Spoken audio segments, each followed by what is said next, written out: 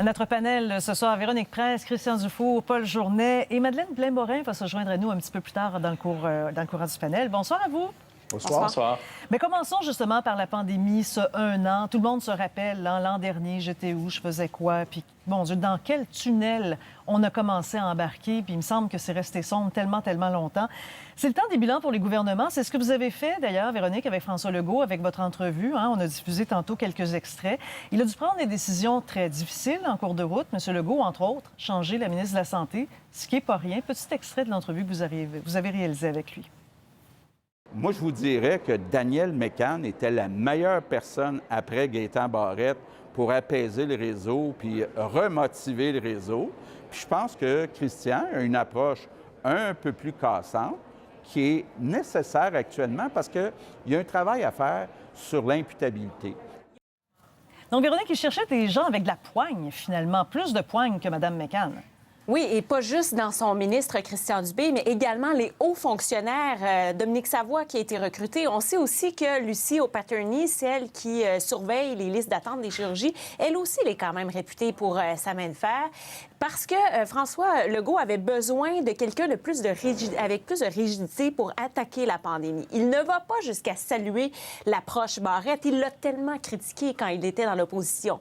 Mais dans l'entrevue, c'est comme si, en quelque part, il reconnaissait quand même que ça prenait une certaine fermeté. Peut-être pas sortir le fouet comme Gaétan Barrette faisait, mais du moins parfois sortir le bâton pour que les gestionnaires soient davantage imputables et responsables.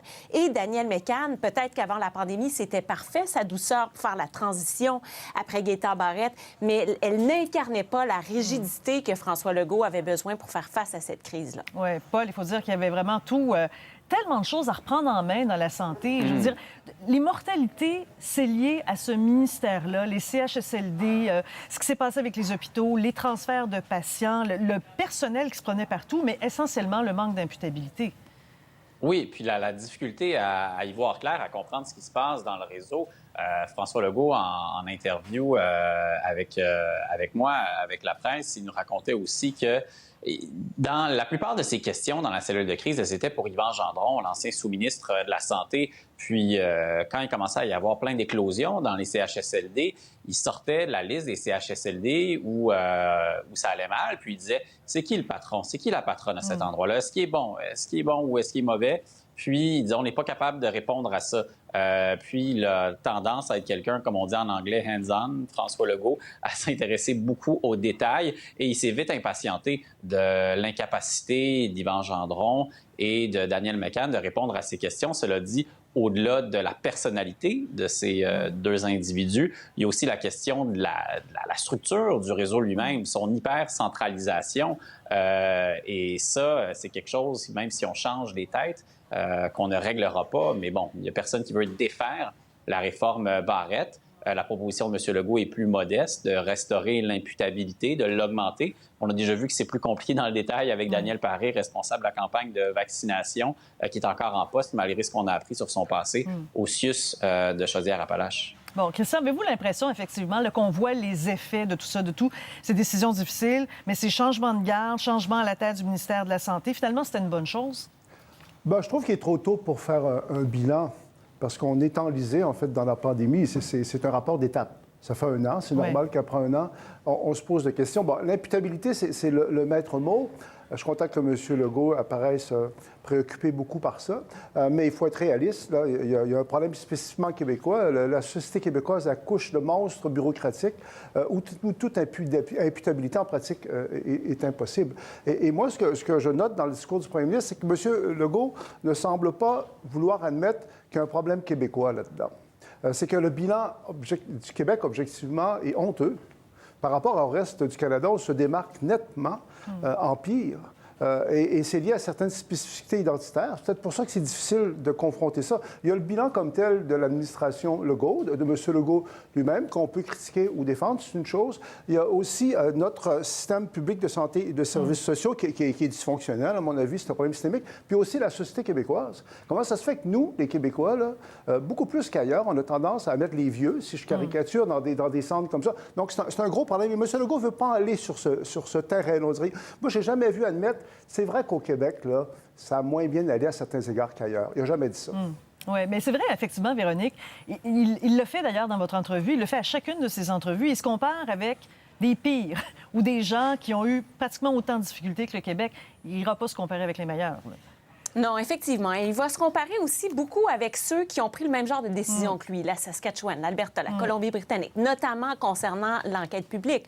On sait que l'Ontario, pourtant on se compare à tous les jours là, avec l'Ontario. Mais pour ce qui est de l'enquête publique, il ne va pas faire la comparaison avec cette province-là parce que l'Ontario a choisi l'enquête publique, même si on n'a pas nécessairement vu encore cette portion publique-là. Alors, il dit qu'il n'est pas borné, qu'au contraire, il écoute CNN toute la nuit. Je sais qu'il l'a répété plusieurs fois en entrevue, justement, pour voir ce qui se fait ailleurs, pour se comparer à d'autres États, d'autres dirigeants et le conforter finalement dans ses décisions parce qu'il sait qu'il ne s'appuie pas complètement sur la santé publique. Il l'a dit en entrevue. Il y a le côté faisabilité qui vient pas toujours avec la santé publique. Parfois, les recommandations sont tout simplement pas faisables. Oui. Parlons justement de la santé publique. Monsieur Arruda qui l'incarne, c'est lui qui est à la tête de tout ça. C'est lui, donc, qui doit conseiller le gouvernement. Un homme qui a été présenté, ça a été une révélation il y a un an, Paul. C'est devenu un héros. Il y avait des mèmes de lui. Les gens se l'arrachaient pratiquement. Et il a tellement perdu de son lustre depuis. Quelle est son influence encore aujourd'hui? Quel rôle il joue aujourd'hui, à votre avis? Bien, son influence, elle est encore grande. Il faut comprendre que Horacio Arruda, c'est le directeur national de la santé publique, mais il y a des directeurs dans chaque région. Donc, M. Arruda, quand il parle à M. Legault, avant, il a consulté les collègues de chaque région. Donc, il les représente eux aussi, ce qui augmente son influence. Mais on l'a vu, le premier ministre a le dernier mot. Au début, au milieu de la crise, il disait toujours « Je ne fais que suivre la santé publique », mais finalement, on réalise qu'il, souvent, il a été plus loin, peut-être, entre autres, par une question de tempérament, de tolérance face au risque. M.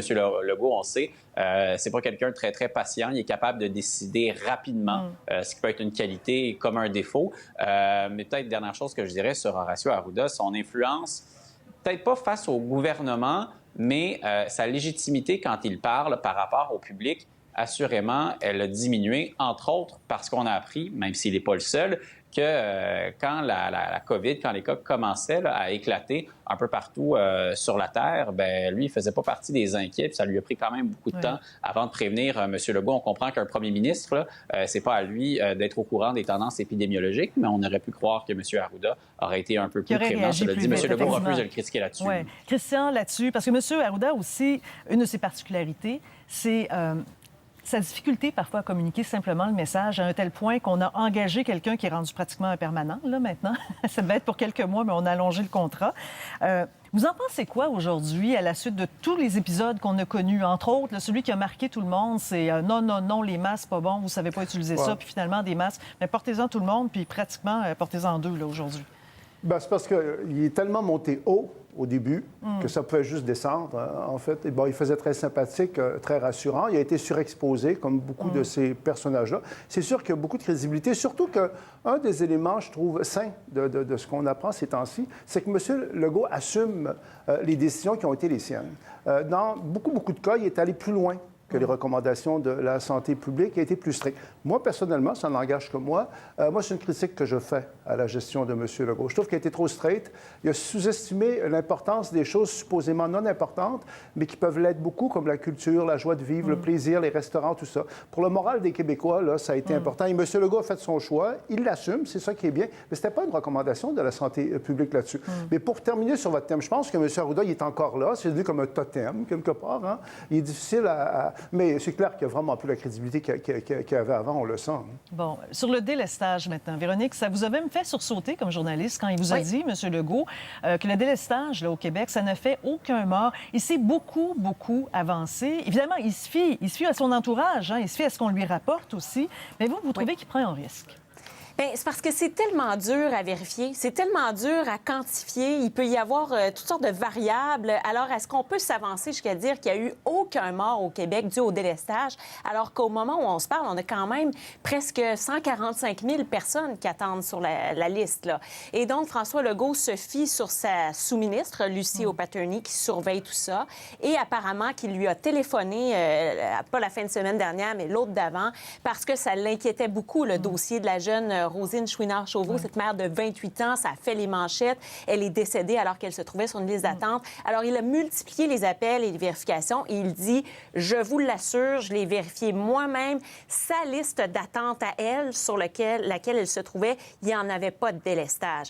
Mais c'est clair qu'il reconnaît qu'il y a des Québécois qui vont avoir à tout le moins une santé très hypothéquée. Mais quand c'est une question de vie ou de mort, il assure que l'opération est toujours pratiquée. Parce qu'on peut dire, bon, il n'y a pas une mort due à ça, mais Paul, on peut quand même dire il y a des retards qui font en sorte qu'il y a des diagnostics qui ne se font pas, il y a des traitements qui vont être en retard et il y a des gens qui vont voir leur état s'aggraver, parfois de telle sorte qu'on a raccourci leur espérance de vie. Là.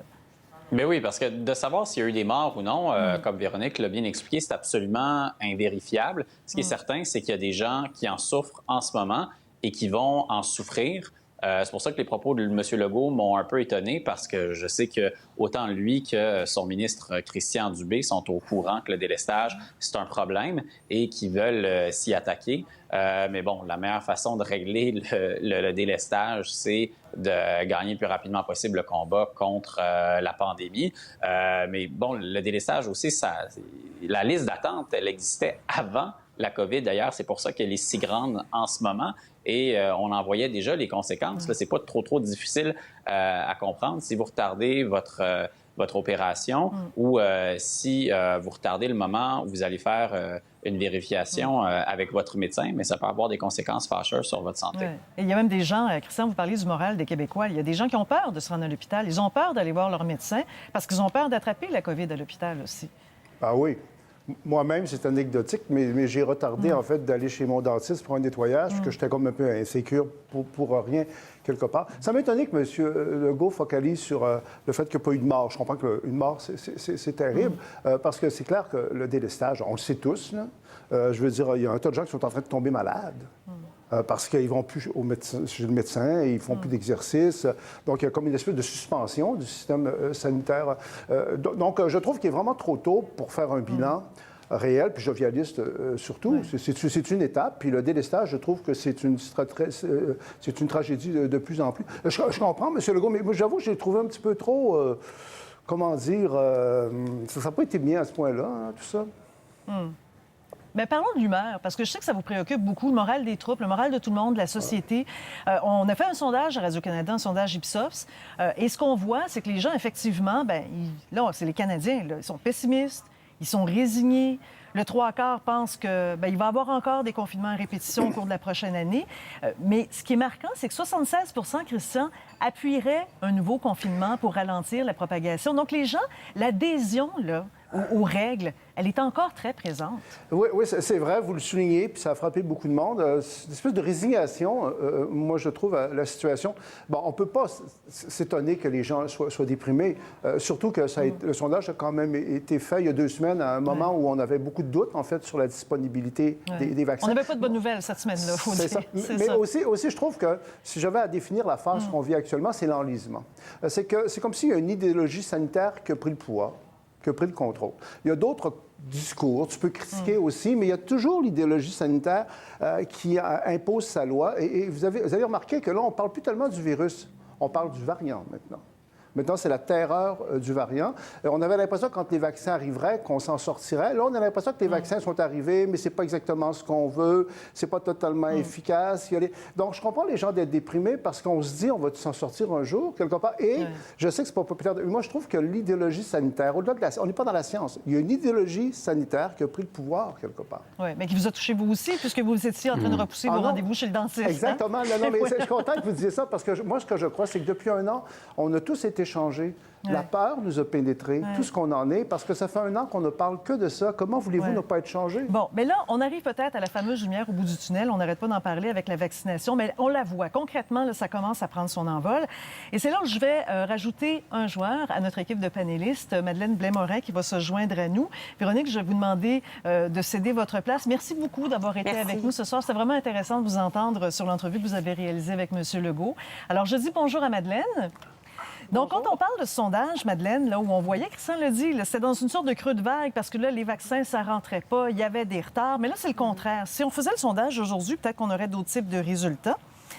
Les gens, on le sentait aujourd'hui, sont un petit peu plus soulagés. C'est vraiment les vox pop qu'on a fait là, dans les lieux. Aujourd'hui, il y avait de la vaccination. On sentait une espèce de retour là, à la vraie vie normale, je dirais, là, avec un petit peu plus de lumière dans les yeux.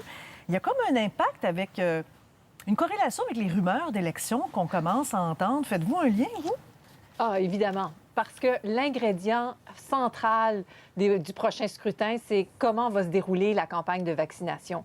Si ça va bien pour le gouvernement Trudeau, il va être davantage tenté de se rendre, peut-être même lui-même, à Rideau Hall pour déclencher des élections. Mais là, c'est un gros si, hein, parce que vous l'avez dit, il y a 2 semaines, lorsqu'on a réalisé ce reportage-là, on sentait de la morosité, de la résignation. 2 semaines plus tard, ça change. Donc, on est dans des temps qui sont très, très changeants. Et ça, j'en suis certaine que les libéraux en sont pleinement conscients aussi. Il y aurait un risque de déclencher des élections et finalement de voir que, oups, les retards dans les approvisionnements de vaccins se produisent à nouveau. Donc, on n'est pas à l'abri de nouveaux soubresauts dans cette campagne de vaccination-là. Donc, j'ai l'impression que les prochaines semaines vont être fondamentales dans, justement, ces calculs-là que devra faire le gouvernement. Du côté de l'opposition, je la sens moins, moi, cette ferveur électorale-là. Il y a même le NPD qui disait il y a quelques jours on ne sera pas les responsables du déclenchement des élections. Ça ressemblait presque à un chèque en blanc là, envers le Parti libéral de dire, bon, on n'en veut pas, nous, d'élections, donc ne soyez pas très, très, très stressés avec nous. On ne va pas provoquer d'élections. Mais Paul, c'est tellement un énorme pari de dire, bon, on pourrait peut-être là, tenter notre coup puis aller en élection. Parce qu'on a l'exemple des provinces. Il y a des endroits où, effectivement, les gouvernements provinciaux ont gagné leur pari. Mais on a vu ce qui s'est passé à Terre-Neuve. Ça a été une catastrophe. Écoutez, il a fallu qu'on repousse tout. Puis on s'est posé tellement de questions sur, bon, on la vit comment, cette élection? On arrête la machine. C'est pas ce que le gouvernement libéral veut voir, là, actuellement. Oui, Terre-Neuve a vraiment changé la perception parce que dans les derniers mois, on n'arrêtait pas de répéter les exemples de la Colombie-Britannique puis du Nouveau-Brunswick où un gouvernement minoritaire avait gagné une majorité durant la crise et grâce à la crise. Et Terre-Neuve, quand l'élection a été déclenchée, ça allait très bien sur le plan épidémiologique à Terre-Neuve. Puis, ça a complètement basculé une semaine avant le scrutin. Puis, on a mis fin au vote en personne 3 jours avant. C'était une catastrophe. Et Terre-Neuve, pourtant, est une province assez petite. Alors, imaginez, à l'échelle du Canada, à quel point ce genre de dérapage pourrait se produire avec très peu d'avertissement. Cela dit, quand on évoque un scénario d'élection printanière, habituellement, on pense quelques jours, quelques semaines après le budget qui, habituellement, au fédéral est déposé début mars. Mais là, on parle vraiment fin printemps, là. Plutôt mai. Voire juin. Et, bon, il y a 2 choses à vérifier. Premièrement, le thermomètre de la fièvre électorale, là, il est pas mal égal aux résultats des partis dans les sondages et on sent que l'intérêt est plus du côté des libéraux. L'autre chose à surveiller, vous l'avez dit, c'est la campagne de vaccination. Si la campagne de vaccination n'avance pas bien, une élection ne serait probablement pas souhaitable pour des raisons sanitaires, ni souhaitable pour les libéraux selon leur intérêt partisan. Parce que si la vaccination va mal, les gens sont frustrés. S'ils sont frustrés, ils ne voteront pas pour Justin Trudeau. Mais c'est pour ça que je pense que c'est difficile vraiment de mesurer l'humeur des Canadiens en ce moment. J'attendrai peut-être plus les résultats du sondage dans 6 semaines environ. Christian? Moi, je ne suis pas sûr que les analogies avec les provinces tiennent parce qu'une élection canadienne fédérale, ça a une ampleur beaucoup plus importante. C'est très risqué, en fait, pour les libéraux de se lancer là-dedans parce qu'ils peuvent se faire accuser facilement d'être opportunistes. L'opinion publique peut changer beaucoup. C'est pas comme au Québec, il y a un ralliement très remarquable, massif jusqu'à présent, autour du gouvernement Legault. Bon, à Ottawa, les libéraux sont bien placés jusqu'à un certain point, mais il y a quand même des critiques à l'égard de Justin Trudeau. C'est un passé du bien parce que les accusations d'être opportunistes, là, une élection fédérale, c'est pas comme à Terre-Neuve. Une élection fédérale, actuellement, est-ce que ça ne ferait pas irresponsable et opportuniste? Et est-ce qu'à un moment donné, les Canadiens ne se mettraient pas en vouloir aux libéraux? En tout cas, moi, je ferais bien attention à leur place. Oui. Mais écoutez, merci beaucoup pour ce panel. Merci, Madeleine, de votre visite. Merci beaucoup, puis à bientôt. Au revoir. Merci. Merci. Pour voir nos émissions en entier, rendez-vous sur la chaîne ICI RDI.